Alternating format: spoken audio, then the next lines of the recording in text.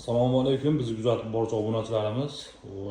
Yana bir navbatdagi mebelimiz ustunovka jarayoni tugadi. Ushbu mebelni Andijon shahar 80 metrlikka ustunovka qildik. Joyimiz 4 metr holatda, balandligi 2.35 holatda 2 million 300 ming so'mdan bir pogona metri, общий holatda 7 million 900 ming so'm mebelimiz tayyor bo'ldi. Akril materialda o'rtadagi akril granitlardan mebel ichida bo'lgan, bu yerda propan panellarga qo'yilgan joy, tepasida polkalarni ichidan qo'yib berganmiz. Buni vakuum holatda. Mo'lkani joyini menga aniq qo'ygan ekan.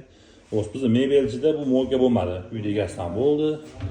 Biz buni qo'yib berdik. Buni o'rniga mana mushul paqirani qo'yib berdik. Paradonimiz bu yerga joylashgan. Mana pistonlarni tashlab ketamiz. Bizdan ko'zimizdan qochib qolgan shur bizlarga yopishtirib qo'yishadi. Buni plyuslar qilingan ultra dekor starishnicasi Rossiyaniki. Sochilarni turbamiz, ta'sirlarimiz bor. Mo'lkadan tashqari hammasi polkalari bor. Gaz vichkalar qo'yilgan, tepadan chiqadigan o'tlar qilib qo'yilgan.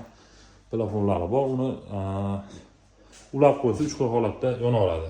Halida endi yonib devorga yashirilgan, ana bu holatda ulab qo'yilgan. Kimga shunday xizmatlar kerak bo'lsa, ekranlarda ko'ringan raqamlarga aloqa qilib chiqarasizlar, chiroyli yasab ustunovka qilib beramiz.